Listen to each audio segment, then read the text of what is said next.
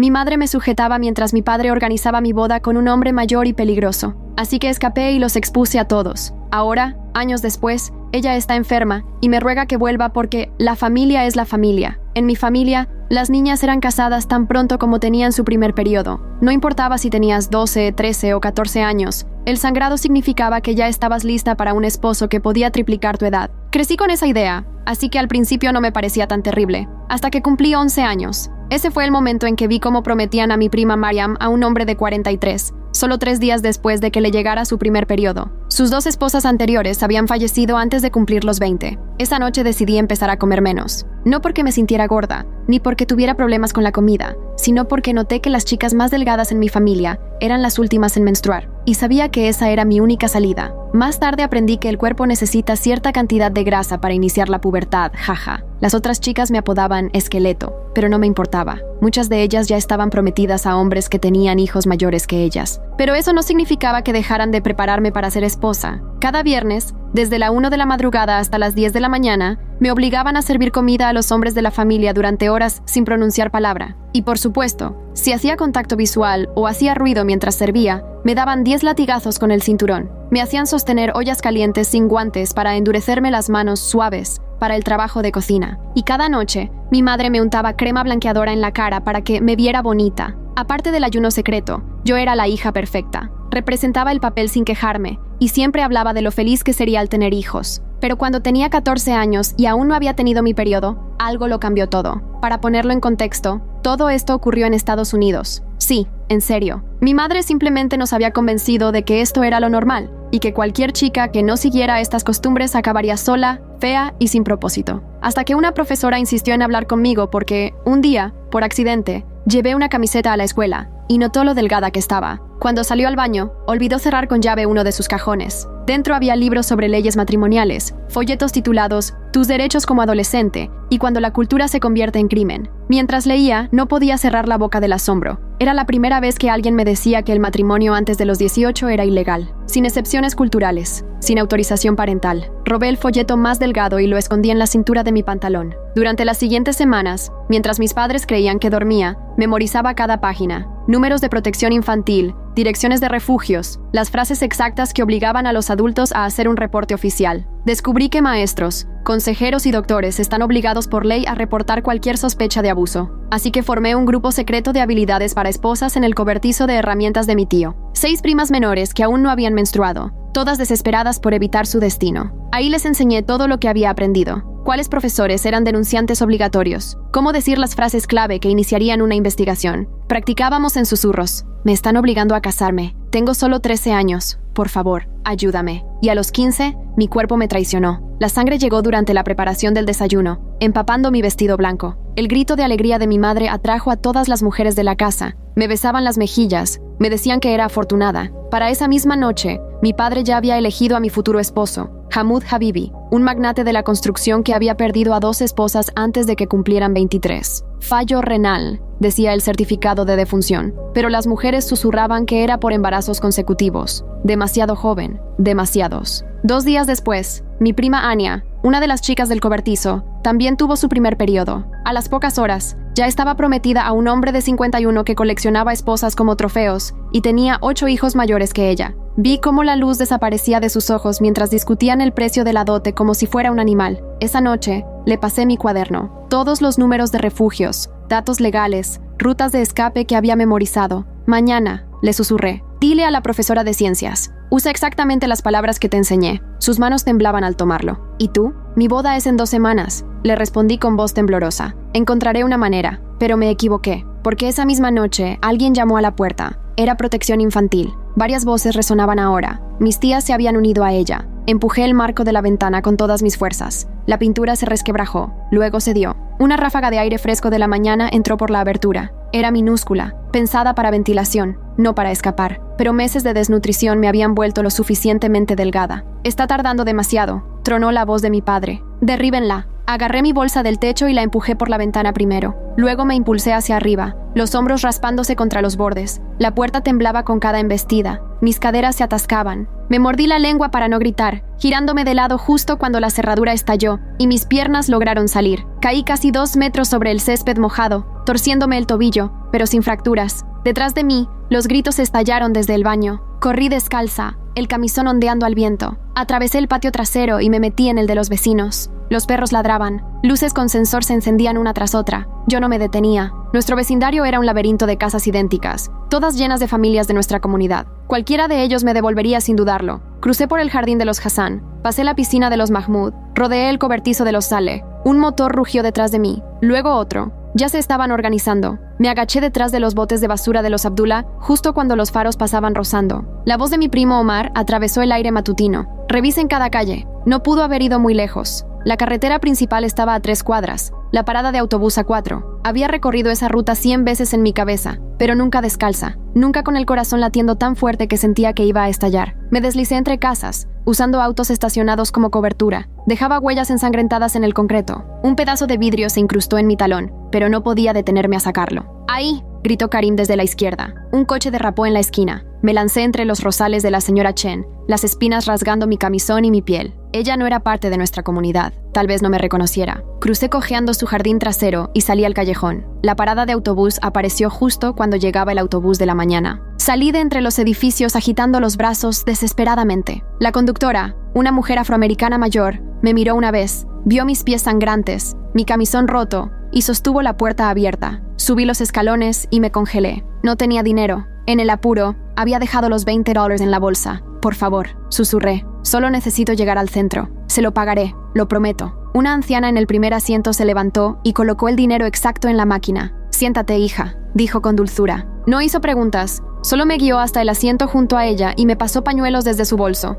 El autobús arrancó justo cuando el coche de Omar entraba a toda velocidad en el estacionamiento. Me agaché bajo la ventanilla, pero no antes de ver su rostro torcido de furia. La señora a mi lado se acomodó para bloquear la vista. Viajamos en silencio hasta el centro. Antes de bajar, la mujer me puso un billete de $10 en la mano. Sea lo que sea de lo que estás escapando, no regreses, susurró. El juzgado era un edificio enorme que solo había visto desde el coche. Crucé los detectores de metal cojeando, dejando huellas ensangrentadas en el mármol. Los guardias de seguridad se miraron entre sí, pero no me detuvieron. La recepcionista del tribunal de familia, una mujer de mediana edad con ojos amables, me miró una vez y salió de su puesto. ¿Necesitas atención médica, cariño? Orden de protección de emergencia. Jadeé las palabras que había memorizado. Tengo 15 años. Me quieren casar hoy. Por favor. Me guió hasta una silla y trajo formularios. ¿Dónde estás alojada? Necesitamos una dirección para emitir la orden. Recité de memoria la dirección del refugio, rogando que tuvieran lugar. Al llegar, mi celular, olvidado en la bolsa, empezó a sonar. Mi madre, luego mi padre, luego Omar, luego números desconocidos. Los mensajes de voz se acumulaban sin que los escuchara. Ya sabía lo que dirían.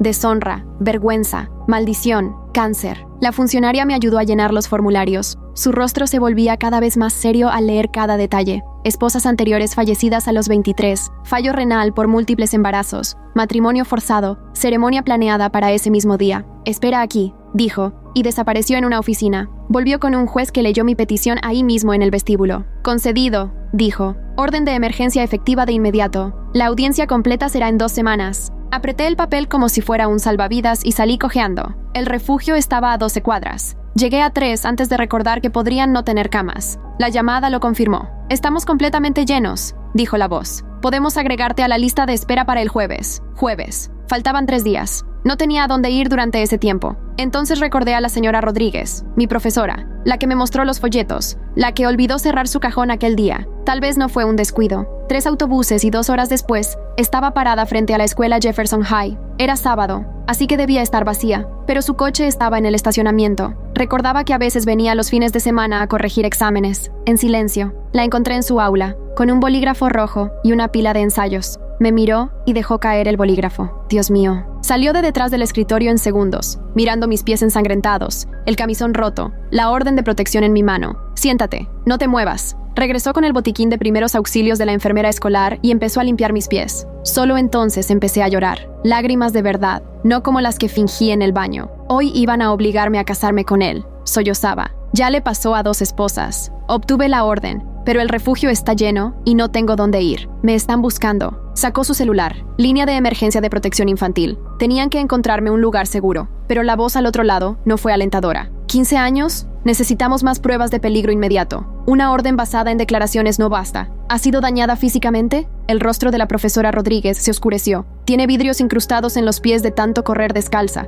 Está llena de cortes. Autoinfligidos durante la fuga no cuentan. Necesitamos pruebas de abuso familiar directo. Mi celular volvió a sonar. Esta vez, la profesora Rodríguez contestó. ¿Hola? Su rostro se puso pálido. ¿Señor Abibi? No. ¿Su hija no está...? ¿Cómo dice? No. Ella... Escuché la voz de mi padre por el altavoz. Sereno, razonable. Su voz de empresario, la que usaba para convencer a la gente de que era un hombre respetable. Está enferma, decía. Tiene problemas de salud mental. Necesita su medicación. Estamos muy preocupados. La profesora colgó. ¿Cómo supo que estabas aquí? Mi celular, respondí. Por supuesto. Estaban rastreando mi ubicación. Bórralo todo, dijo. Restablece el sistema de fábrica ahora. Mientras limpiaba el celular, ella hacía más llamadas. Protección infantil, supervisores, trabajadores sociales, abogados. Todos decían lo mismo. Sin peligro físico inmediato o evidencia más contundente, no podían hacer nada. Fue entonces cuando escuchamos puertas de coche cerrándose en el estacionamiento. La profesora Rodríguez cerró con llave la puerta del aula y corrió las persianas. Quédate en silencio. Pasos resonaron en el pasillo. Múltiples pares. Voces masculinas hablaban en árabe, luego en inglés. Sabemos que está aquí,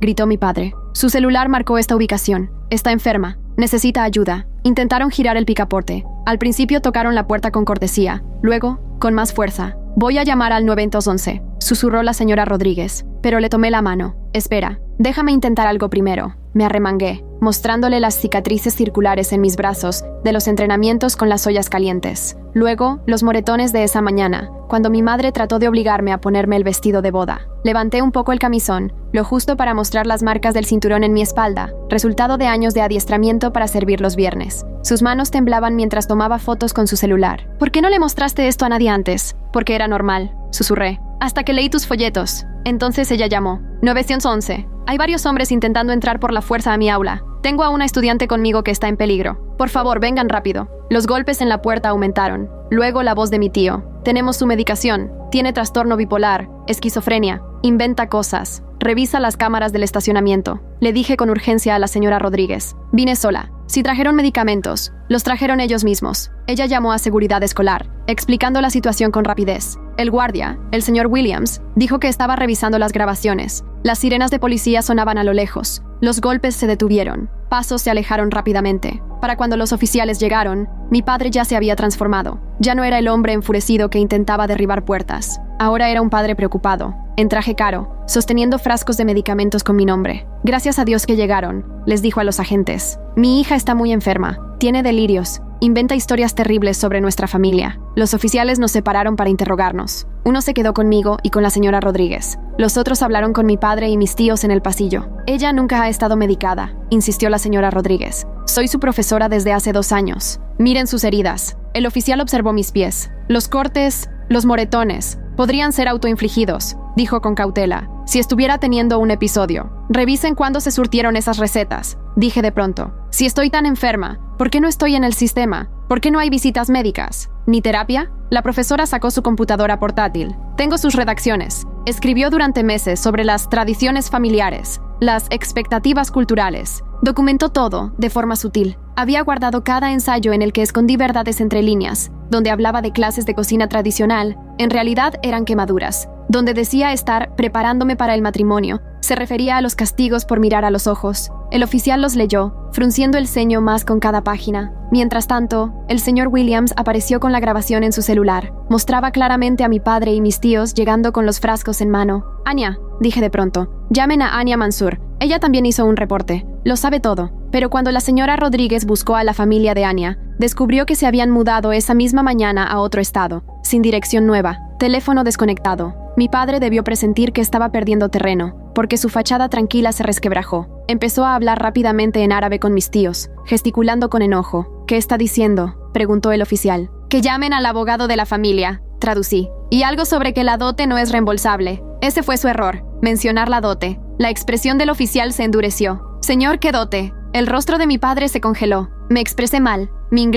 Su inglés estaba perfecto hace 5 minutos, comentó el oficial. La siguiente hora pasó como en una nube. Llegaron más policías. una supervisora de emergencia de protección infantil, alguien de la fiscalía. Mi padre alternaba entre amenazas de demandas y súplicas sobre el honor familiar. Mis tíos invocaban la libertad religiosa y los derechos parentales. Pero la evidencia era cada vez más fuerte. Los ensayos, las lesiones, las recetas falsas, los videos de seguridad, la orden de protección que había obtenido esa misma mañana. Es menor de edad y ha hecho acusaciones creíbles de abuso y matrimonio forzado, declaró finalmente la supervisora de CPS. Vamos a ponerla bajo custodia protectora de emergencia. Mi padre estalló. Se lanzó hacia mí, gritando en árabe sobre deshonra y maldiciones. 2 oficiales lo sujetaron mientras escupía amenazas sobre lo que pasa con las chicas que traicionan a su familia. La señora Rodríguez me tomó de la mano mientras se lo llevaban. La coordinadora de emergencia llegó 20 minutos después. Se llamaba Margaret, una mujer con aspecto agotado que claramente había sido sacada de su descanso de fin de semana. Al ver mis pies, llamó de inmediato a un transporte médico.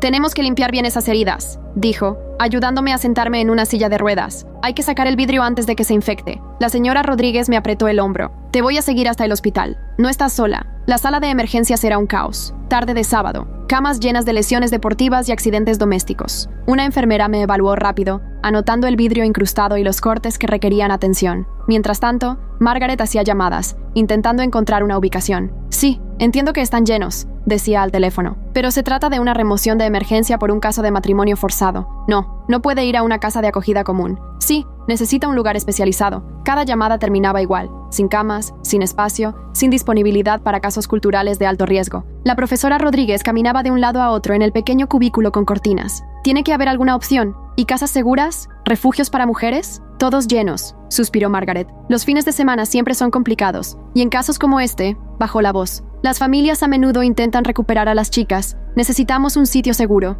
El médico llegó para sacar el vidrio. Inyectó anestesia local antes de comenzar el trabajo delicado. Me mordí el labio, más por el miedo que por el dolor. Cada minuto sin ubicación era otro minuto que mi familia tenía para encontrarme. «Espera», exclamó de pronto la señora Rodríguez. «Conozco a alguien. Una enfermera jubilada que solía trabajar con el distrito. Ha hecho acogidas de emergencia antes». «¿Está certificada?», preguntó Margaret levantando la cabeza. «Déjame llamarla». La señora Rodríguez salió. Volvió minutos después, con una pequeña sonrisa. «Theodora Whitman. Está certificada para acogidas de emergencia y tiene experiencia en casos de transición cultural. Puede recibirla esta noche». Sentí un alivio inmenso mientras Margaret comenzaba el papeleo. El médico terminó de vendarme los pies y recetó antibióticos para prevenir infecciones. Mientras nos preparábamos para salir, mi teléfono vibró con un mensaje de un número desconocido. «Nos has deshonrado a todos. Esto no ha terminado». Se lo mostré a Margaret, quien lo documentó de inmediato. «Tendremos que cambiar tu número, y deberás tener cuidado con redes sociales, cualquier cosa que puedan usar para rastrearte». El trayecto hasta la casa de Theodora duró 40 minutos, por barrios desconocidos, muy lejos de mi comunidad. La señora Rodríguez nos siguió en su coche, negándose a irse hasta asegurarse de que yo estuviera a salvo. La casa era modesta pero bien cuidada, con cámaras de seguridad visibles en cada esquina y una cerca alta rodeando la propiedad. Theodora nos recibió en la puerta, una mujer robusta, de unos 60 años, con mirada aguda y manos suaves. Evaluó mis pies vendados y mi rostro exhausto con la precisión de una enfermera con experiencia. «Entra, querida. Vamos a ponerte cómoda». El interior era cálido y acogedor, nada que ver con el mármol frío y los adornos dorados de la casa de mi familia. Me mostró una habitación pequeña con cerradura por dentro. «Para que te sientas tranquila», dijo simplemente. «Las ventanas tienen alarmas y hay sensores de movimiento en toda la propiedad. Aquí estás a salvo». Margaret terminó el papeleo mientras la señora Rodríguez me ayudaba a guardar mis pocas pertenencias. Antes de irse, mi profesora me entregó una tarjeta. «Mi número personal. Llámame a cualquier hora, de día o de noche». Esa primera noche casi no dormí. Cada coche que pasaba me tensaba. Cada sombra me parecía un tío o primo viniendo a arrastrarme de vuelta. Theodora me encontró sentada junto a la ventana a las 3 de la mañana, mirando la calle. «Vinieron por la última chica también», dijo en voz baja, sentándose a mi lado. 3 hermanos y un padre se pararon justo frente a esa reja, exigiendo que les devolviera su propiedad. Sonrió con amargura. La respuesta de la policía a esta dirección tarda menos de 2 minutos. Me aseguré de eso. El domingo pasó entre planes de seguridad. Theodora me ayudó a configurar un nuevo teléfono con un número que solo conocían ella, Margaret y la señora Rodríguez. Hablamos de escenarios posibles. ¿Qué hacer si alguien se me acercaba? ¿Cómo variar mis rutas? ¿Qué vecinos eran de confianza en caso de emergencia? «Mañana tenemos que matricularte en la escuela del distrito», me dijo. «Con la orden de protección, no puedes volver a Jefferson High». La idea de empezar de nuevo daba miedo. pero estar a salvo era más importante que caminar por pasillos familiares. El lunes por la mañana llegó la primera prueba. El timbre de Teodora sonó a las 6 a.m. En el monitor de seguridad se veían a mi tía y 2 primas. Llevaban contenedores de comida y una expresión de preocupación. «Sabemos que está aquí», dijo mi tía por el intercomunicador. «Solo queremos hablar. Su abuela está enferma de preocupación». Teodora ni siquiera respondió. Solo llamó a la policía. Línea no urgente. «Sí, las personas incluidas en la orden de protección están en mi propiedad.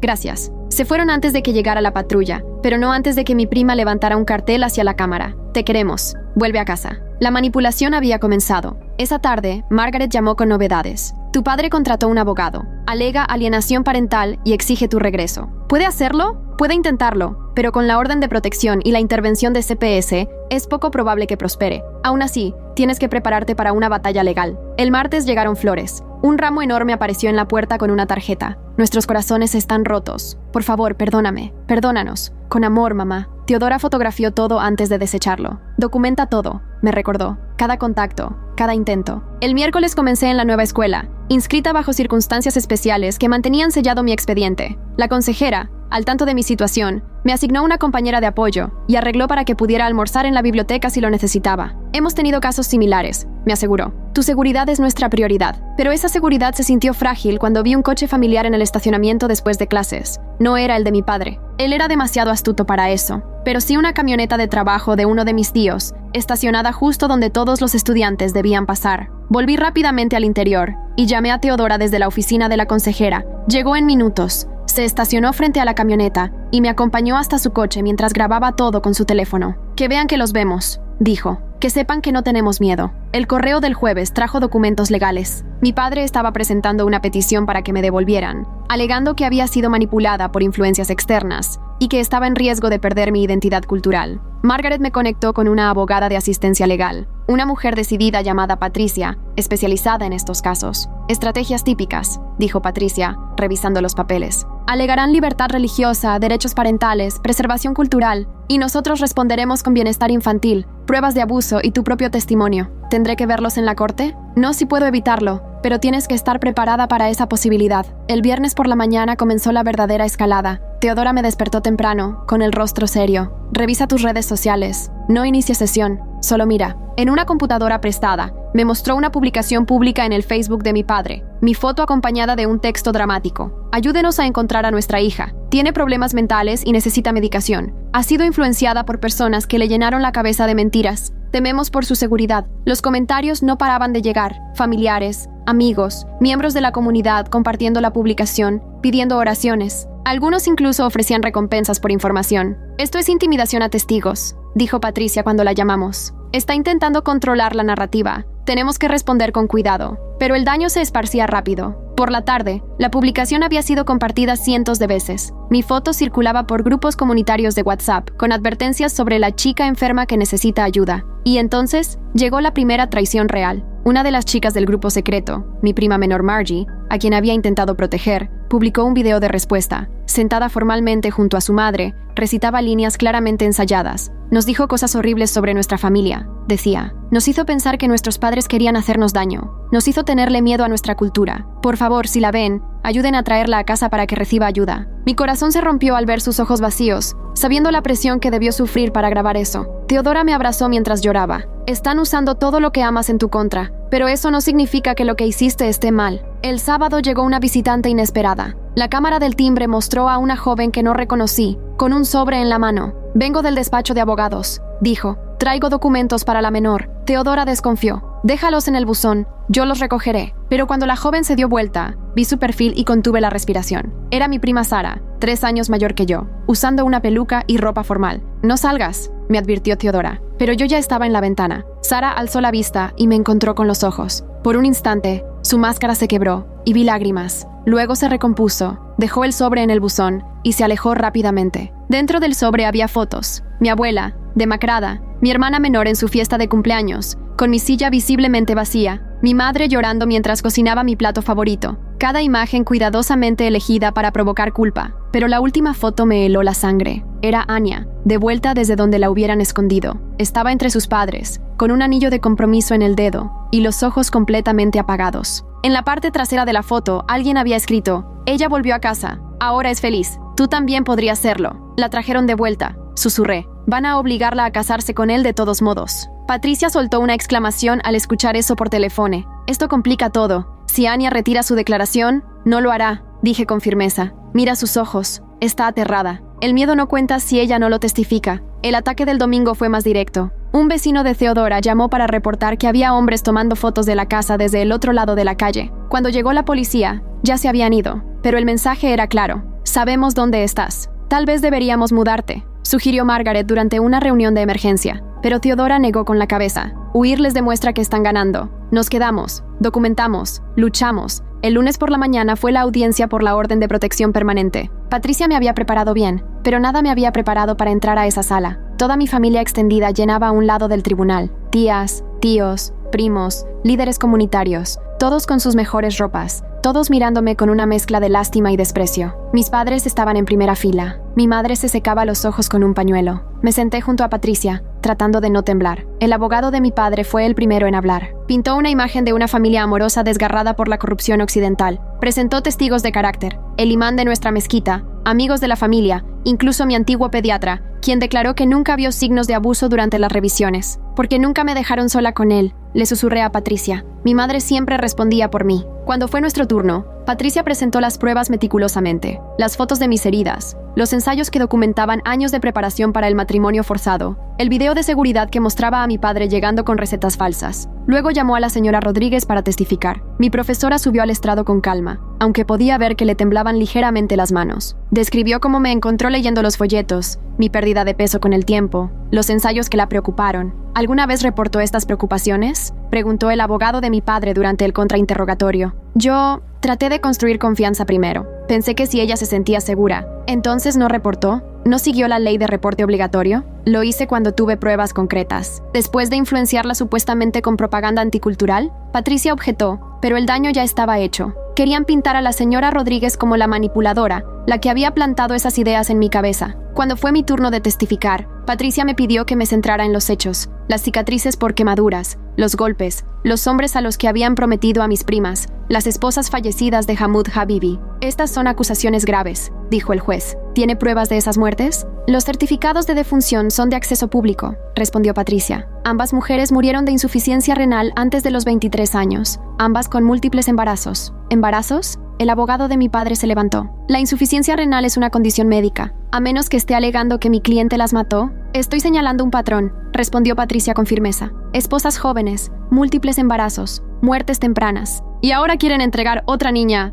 ¡Objeción!, gritó el abogado. La defensa está haciendo afirmaciones inflamatorias sin pruebas. El juez llamó al orden, pero vi la duda en su rostro. Sin el testimonio de Anya, sin pruebas más concretas del matrimonio forzado además de mis palabras. Fue entonces cuando las puertas del tribunal se abrieron. Una mujer entró, seguida por una trabajadora de protección infantil. Era joven, tal vez de 25 años, con hijab y caminando con una leve cojera. Su señoría, dijo la trabajadora social, la testigo tiene información relevante para el caso. Mi padre se quedó rígido. Mi madre soltó un suspiro ahogado. La mujer subió al estrado, diciendo su nombre, Fátima Habibi. Fui la primera esposa de Hamoud Habibi, dijo en voz baja. No estoy muerta. La sala estalló. El abogado de mi padre objetó con desesperación, mientras mi familia murmuraba furiosamente entre sí. Tenía 15 años cuando me casé con él, continuó Fátima, una vez que se restauró el orden. A los 20 ya había tenido 4 hijos, y mis riñones estaban fallando. Mi familia le dijo a todos que había muerto, pero una enfermera del hospital me ayudó a escapar. Llevo 5 años escondida. Me miró directamente. Cuando vi las publicaciones en Facebook sobre ti, supe que tenía que presentarme. No podía permitir que le hiciera a otra niña lo que me hizo a mí.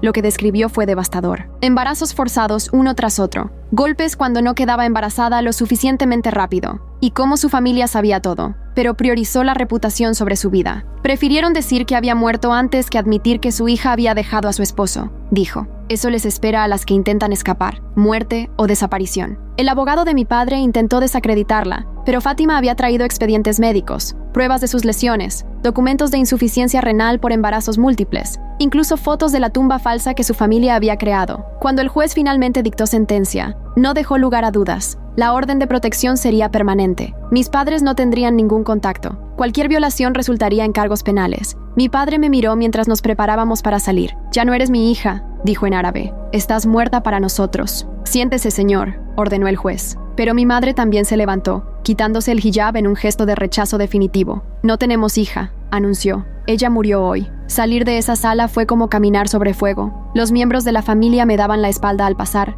Algunos escupían al suelo, otros murmuraban maldiciones. Pero Fátima me tomó suavemente del brazo. No estás sola, susurró. Hay más de nosotras de lo que ellos quieren admitir. Afuera, Teodora esperaba con el motor encendido. Mientras nos alejábamos, vi a mi familia agrupada en las escalinatas del tribunal. Mi padre gesticulaba furioso mientras hablaba por teléfono. Esto no ha terminado, advirtió Patricia. Van a intentar otras tácticas. Mantente alerta. Y tenía razón. En cuestión de días, el acoso evolucionó. Como ya no podían contactarme directamente, encontraron otras formas. Mis antiguas cuentas de redes sociales, que había desactivado, fueron hackeadas y reactivadas con publicaciones sobre enfermedades mentales y supuestas súplicas de ayuda. Fotos mías editadas para que pareciera inestable se compartieron por todas partes. Negocios de la comunidad donde Teodora compraba comenzaron a negarle el servicio. No queremos problemas, le dijo un comerciante, apenado. Tu chica de acogida, su familia es poderosa. Luego vinieron los abogados. No penales esta vez, sino demandas civiles. Por difamación, angustia emocional, alienación afectiva. Todas infundadas, pero costosas de enfrentar. Están intentando arruinarnos económicamente para forzarnos a rendirnos, explicó Patricia. Es una táctica común, pero lo peor vino por medio de otras chicas. Comenzaron a circular videos en internet, primas, conocidas, amigas de la familia, diciendo que yo las había corrompido con ideas peligrosas. Cada testimonio cuidadosamente elaborado para pintarme como una depredadora que manipulaba a niñas pequeñas. Nos dijo que nuestros padres querían vendernos, decía una prima a la cámara. Nos hizo temer a nuestras propias familias. Reconocí el adoctrinamiento en sus palabras forzadas, el miedo en sus ojos. Eran chicas que yo había intentado salvar, ahora usadas como armas contra mí. Teodora aumentó la seguridad después de encontrar huellas en el jardín una mañana. La policía no pudo probar nada, pero sabíamos que alguien había estado vigilando la casa. Tal vez deberías considerar el programa de protección a testigos, sugirió Margaret durante una semana particularmente difícil. Pero pensé en Fátima, escondida durante 5 años, y en todas las otras chicas que seguían atrapadas. Huir significaba abandonarles. No, decidí. Me quedo, lucho, les muestro que es posible. El siguiente desafío vino de una fuente inesperada. Una mujer apareció en la puerta de Teodora, diciendo que venía de un servicio de mediación cultural. Nos especializamos en la reconciliación familiar, dijo con voz suave. Tal vez podríamos organizar un encuentro supervisado. Teodora cerró la puerta en su cara, pero la mujer dejó folletos sobre la tragedia del alejamiento cultural y la importancia de la unidad familiar. Siguieron más intentos similares. Una terapeuta especializada en reintegración cultural, un líder religioso ofreciendo mediar, incluso una pariente lejana que apenas conocía, diciendo que mi abuela estaba muriendo y suplicando por una última visita. Cada intento fue documentado, reportado y rechazado, pero nos estaban desgastando. Entonces Patricia llamó con una noticia inesperada. Anya quiere verte. Mi corazón dio un vuelco y luego se hundió. ¿Es una trampa? No lo sé. Se comunicó conmigo a través de su propio abogado. Dice que tiene información que necesitas oír. Se organizó el encuentro en la oficina de Patricia, con seguridad presente. Cuando Anya entró, apenas la reconocí. Había bajado de peso, sus ojos estaban apagados y se movía como si algo dentro de ella se hubiese roto. Me obligaron a volver, susurró apenas estuvimos a solas. Dijeron que harían daño a mi hermanita si no lo hacía. Anya, lo siento tanto. Escucha, me interrumpió con urgencia.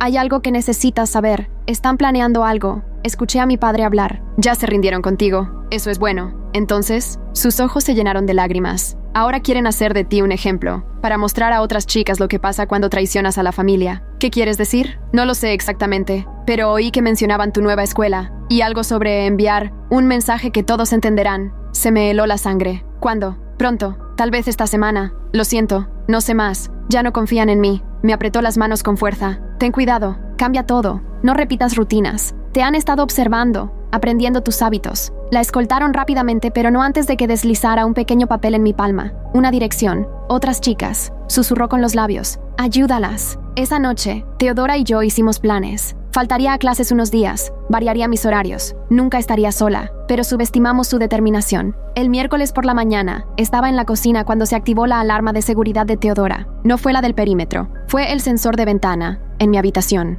Enciérrate en el baño, ordenó Teodora, ya en llamada con el 911. Corrí, oyendo el vidrio romperse detrás de mí, voces gritando en árabe. No eran mi padre ni mis tíos. Eran hombres contratados, parientes lejanos o miembros de la comunidad dispuestos a hacer el trabajo sucio. La puerta del baño era de madera sólida y tenía buena cerradura, pero no resistiría mucho. Escuchaba cómo revisaban la casa, cómo me llamaban, prometiendo, solo queremos hablar. La policía llega en 3 minutos. gritó Teodora desde el otro lado. ¡Aguanta! El picaporte empezó a sacudirse. Luego golpes más fuertes. Me habían encontrado. Sal, niña. No lo hagas más difícil. Tu familia te extraña. Me presioné contra la pared del fondo, buscando algo para defenderme. Un aerosol para el cabello, unas tijeras del cajón. No era mucho contra hombres adultos. El marco de la puerta empezó a astillarse. Un golpe más y entrarían. Entonces, como una bendición, sonaron sirenas a lo lejos. Los golpes cesaron, pasos corriendo, puertas cerrándose. Cuando la policía entró, ya se habían ido. Solo quedaban vidrios rotos y huellas embarradas. «Tenemos que mudarte esta misma noche», dijo Margaret, que llegó una hora después. «Este lugar ya no es seguro». Mientras empacaba mis pocas cosas, pensé en la advertencia de Anya, en la dirección que me había dado, en todas las chicas que aún estaban atrapadas, creyendo que no tenían otra opción. «Quiero hacer algo primero», le dije a Teodora. «Antes de irnos, necesito hacer una llamada». Marqué el número de la señora Rodríguez. «¿Recuerda esos folletos? Creo que es hora de hacer más, muchos más, porque podían moverme, amenazarme, buscarme, pero no podían silenciar lo que ya había compartido. Cada chica que aprendiera sus derechos sería una victoria que ellos no podrían deshacer. La guerra por mi libertad no había terminado, pero mientras nos alejábamos de la casa comprometida de Teodora hacia otro lugar, llevaba conmigo algo más fuerte que el miedo, la certeza de que ya había ganado la batalla más importante. Había demostrado que era posible decir no, elegir distinto, sobrevivir al rechazo y construir una nueva vida. Y ese mensaje, esa esperanza, se extendería a otras chicas, aunque mi familia no quisiera. El nuevo refugio estaba a 40 millas de distancia, en un pequeño apartamento sobre el garaje de un policía retirado. Margaret explicó que él ya había alojado antes a chicas perseguidas por sus familias. La seguridad era incluso mayor que en casa de Teodora. Sensores de movimiento, cámaras, botones de pánico en cada habitación. Esa primera noche, me quedé mirando la dirección. Anya me había dado un número de casa en un vecindario que conocía. Otro grupo de nuestra comunidad, más chicas que necesitaban saber que tenían opciones. La señora Rodríguez me visitó a la mañana siguiente con cajas llenas de materiales. Decidimos crear paquetes informativos, no solo folletos, sino guías completas camufladas en cuadernos escolares, números de teléfono escritos como si fueran ejercicios de matemáticas, información legal disfrazada como tarea de historia. Los distribuiremos a través de las enfermeras escolares, explicó. Son denunciantes obligatorios y pueden identificar a estudiantes en riesgo. Mientras trabajábamos, Patricia llamó con novedades. Los hombres que habían irrumpido en casa de Teodora fueron identificados por huellas dactilares, primos lejanos del lado de mi padre. Se emitieron órdenes de arresto, pero ya habían huido del estado. Tu familia también apeló la orden de protección, añadió. Alegan discriminación religiosa. Los paquetes nos tomaron 3 días. Cada uno contenía un bolsillo secreto con números de emergencia, derechos legales y planes de escape paso a paso. Hicimos 50, sabiendo que muchos serían destruidos por padres desconfiados. Pero si siquiera uno llegaba a una chica que lo necesitaba, el jueves trajo un nuevo giro. Una trabajadora social llegó con una adolescente, los ojos grandes por el miedo. Era de otra familia de nuestra comunidad, pero su historia era tristemente familiar, prometida a un hombre de 47 años. Le había venido su periodo la semana pasada. «Encontré tu cuaderno», me susurró. Estaba escondido en la habitación de mi prima, la del cuaderno con los problemas de matemáticas, que en realidad eran números de teléfono. Sentí el corazón levantarse en el pecho. La información ya se estaba esparciendo más allá de mi alcance. Margaret organizó su colocación de emergencia mientras yo me sentaba con ella, explicándole qué sucedería después. El miedo en sus ojos comenzó a transformarse en determinación cuando entendió que sí tenía opciones. Esa noche, mi nuevo teléfono sonó con un número desconocido. Casi no respondí, pero algo me impulsó a hacerlo. «No cuelgues», dijo rápidamente una voz joven. «Estoy llamando desde el teléfono de una amiga. Somos 6 chicas. Encontramos tu información. Necesitamos ayuda». Agarré un bolígrafo y anoté todo mientras hablaba en susurros apresurados. 6 chicas, entre 12 y 16 años. 3 ya prometidas a hombres mayores. Se reunían en secreto, compartiendo las páginas del cuaderno que habían encontrado. ¿Pueden acudir a maestros orientadores escolares?, pregunté. «Lo estamos intentando, pero nuestros padres nos vigilan todo el tiempo. Después de lo que hiciste, están todos asustados». Le di frases clave para usar, nombres de profesores en distintas escuelas que responderían. Le hice repetir los números de emergencia. Le conté sobre las cámaras de seguridad en los juzgados, cómo solicitar una orden de protección urgente. «¿Y si nos descubren?», preguntó, con la voz temblando. «Entonces lo intentan otra vez», le respondí con firmeza. «Y otra vez, hasta que sean libres». El viernes por la mañana, Patricia llamó con urgencia. «El abogado de tu padre ha presentado una medida de emergencia. Alegan que estás reclutando menores para situaciones peligrosas. Quieren presentar cargos penales por enseñarles sus derechos legales. Estaban llamando a eso corrupción de menores, interferencia con la autoridad parental. No prosperará», dijo, «pero quieren asustarte, silenciarte. pero yo ya había terminado de tener miedo. Esa misma tarde me reuní con una periodista, conocida por la señora Rodríguez, especializada en derechos humanos. Aceptó escribir sobre la red clandestina de chicas que compartían información, protegiendo sus identidades mientras exponía la práctica. Sin fotos, sin nombres reales, prometió. Pero la gente tiene que saber que esto está ocurriendo aquí, en Estados Unidos. El artículo tardaría semanas en salir, pero solo saber que existiría ya se sentía como una victoria. El correo del sábado trajo un paquete sin remitente, enviado desde otro estado. Dentro había fotos y una carta con letra temblorosa. Las fotos mostraban a una joven con uniforme de enfermería, sonriendo en una ceremonia de graduación. La carta era de Fátima. Quería que vieras lo que es posible, escribió. 5 años escondida, pero construí una vida. Me convertí en enfermera. Encontré el amor con alguien que ve mi valor más allá de ser propiedad de alguien. Sé fuerte. Lloré al sostener esas fotos. Ver la prueba de que sobrevivir podía significar algo más que solo sobrevivir. El domingo fue tranquilo, hasta la tarde, cuando Margaret llamó. 3 chicas más se presentaron hoy, familias diferentes, todas citando los cuadernos informativos. Protección Infantil está abriendo investigaciones. La reacción fue inmediata. El lunes por la mañana, el abogado de mi padre convocó a una rueda de prensa frente al juzgado. Me retrató como una adolescente problemática, destruyendo familias, corrompiendo a niñas inocentes con ideas occidentales. Varios líderes comunitarios estaban detrás de él, asintiendo solemnemente. Ella apunta a chicas vulnerables, dijo ante las cámaras. Les llena la cabeza de mentiras sobre familias amorosas que solo quieren preservar su cultura. Patricia estaba preparada con nuestra propia respuesta. Había reunido declaraciones de profesores, trabajadores sociales y consejeros escolares que llevaban años viendo el patrón, pero sin saber cómo intervenir. Incluso el oficial retirado con el que me alojaba accedió a hablar, describiendo las medidas extremas que tomaban algunas familias para recuperar a las chicas. Pero el verdadero golpe llegó el martes. Un video apareció en internet. Margie, otra vez. Pero esta vez no estaba sola. 4 chicas más del grupo de habilidades para esposas estaban con ella, todas repitiendo que yo había intentado volverlas contra sus familias. Dijo que nuestros padres eran malos, dijo una de ellas con tono mecánico. Dijo que nuestra cultura era equivocada. Nos hizo odiarnos a nosotras mismas. Reconocí el guión, las frases cuidadosamente preparadas, pero para quienes lo veían desde fuera, era condenatorio. No veas más, dijo el oficial retirado, cerrando el portátil. Quieren quebrarte. El miércoles, todo se aceleró. Patricia llamó temprano. El editor del artículo había recibido amenazas legales. El abogado de mi padre lo acusaba de difamación, amenazando con demandas millonarias. Luego Margaret llegó con una noticia que me heló la sangre. ¿Recuerdas una de las chicas que te llamó la semana pasada? Su familia lo descubrió. Van a mudarla a otro estado mañana. ¿Cuál? Pregunté, aunque ya lo sabía. Sería la mayor, la más valiente, la más propensa a escapar. Samira, 16 años. Hoy tenía cita con una consejera. Pensé rápido.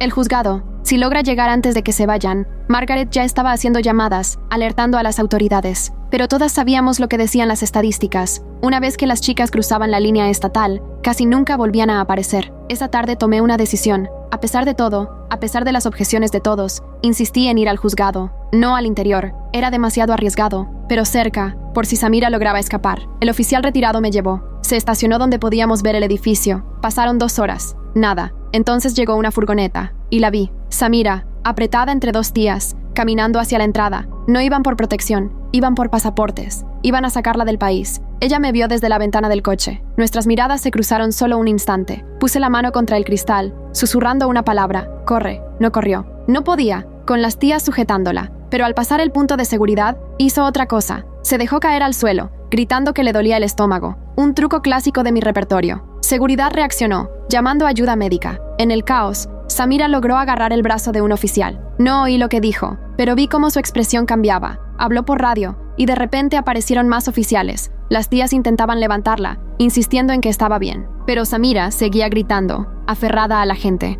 A los pocos minutos, llegaron trabajadores de protección infantil. «Tenemos que irnos», dijo el oficial retirado, arrancando el coche. Mientras nos alejábamos, vi a mi tío salir de la furgoneta, teléfono en mano, gesticulando furioso. Habían perdido a otra. El jueves fue un torbellino de reuniones legales. Patricia estaba construyendo un caso contra las tácticas de intimidación, documentando cada amenaza, cada intento de acoso. La periodista había encontrado una editorial dispuesta a asumir los riesgos legales, y más chicas estaban apareciendo, no solo de mi comunidad, sino de otras que habían oído rumores sobre la red. «Iniciaste algo», me dijo Patricia, «algo que ya no pueden detener. El viernes por la mañana me despertaron sirenas. No era raro en ese vecindario, pero estas se detuvieron cerca, demasiado cerca. El oficial retirado ya estaba despierto, revisando las cámaras. «Quédate atrás», ordenó, con la mano sobre su arma. Miré por la ventana. Había llamas. Un coche en el estacionamiento ardía. No era su coche, Era uno que no estaba allí la noche anterior. Mientras los bomberos trabajaban, la policía encontró algo en el maletero. Una muñeca, vestida con un traje de novia blanco, quemada más allá del reconocimiento. El mensaje era claro.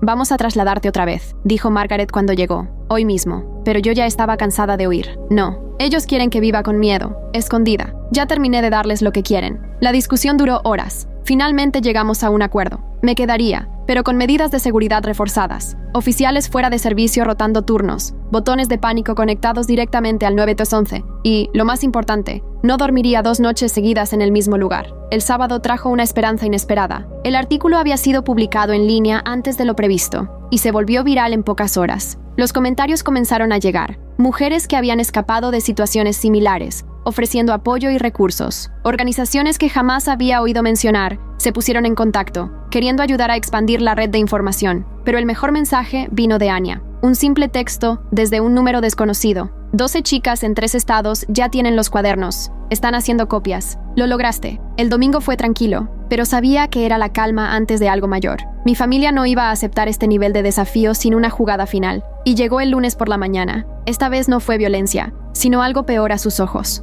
Una declaración formal en el boletín comunitario. Había sido oficialmente desheredada, no solo por mis padres, sino por toda la familia extendida. Mi nombre sería borrado de los árboles genealógicos, mis fotos eliminadas de las casas. Cualquiera que hablara conmigo sufriría el mismo destino. En su mundo, eso era peor que la muerte. Era el olvido total. Pero al leer esa declaración, sentí algo inesperado, alivio. Habían jugado su última carta, y yo seguía en pie. El martes trajo una oleada de reacciones. Chicas que estaban observando, esperando, vieron que el peor castigo no me había destruido. Ese día se presentaron 3 nuevas solicitudes de órdenes de protección. 2 chicas llegaron a refugios. Una fue capturada, pero alcanzó a contarle todo a sus maestros antes de que su familia pudiera moverla. El miércoles me reuní con líderes de las organizaciones que se habían contactado. Querían formalizar la red, crear un sistema de apoyo con respaldo legal y casas seguras específicamente diseñadas para estos casos. Lo llamaremos Red Libertad, dijo una mujer, oculta a plena vista, como tus cuadernos. El jueves fue mi audiencia para la renovación de la orden de protección permanente. Al entrar al juzgado,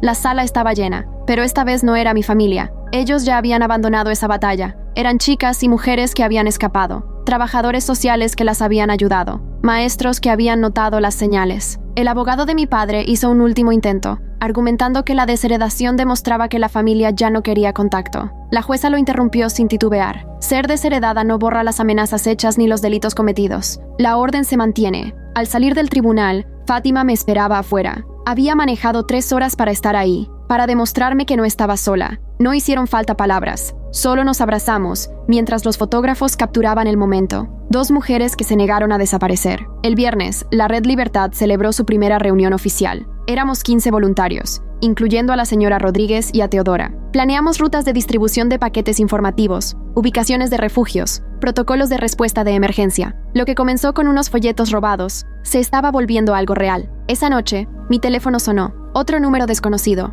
Otra voz temblorosa, mezclando miedo y esperanza. «Encontré tu cuaderno», susurró. «¿Puedes ayudarme?» «Sí», dije, tomando mi bolígrafo. «Cuéntame todo». Mientras ella hablaba, pensé en todas las chicas que aún estaban atrapadas, que todavía creían que no tenían opción. La red crecería, la información seguiría llegando. Algunas escaparían, otras no. Pero cada chica que aprendiera sus derechos era una victoria. Mi familia me había borrado, pero me había convertido en algo que no podían eliminar. Una prueba viviente de que sus hijas podían elegir distinto. Ese conocimiento se propagaría en susurros, en conversaciones ocultas, en cuadernos camuflados, a través de chicas valientes que arriesgaban todo por la libertad. La guerra no había terminado. Tal vez nunca terminaría del todo. Pero mientras daba a otra chica aterrada las palabras que podrían salvarle la vida, supe que ya habíamos ganado la batalla más importante. Habíamos demostrado que sí se puede decir no.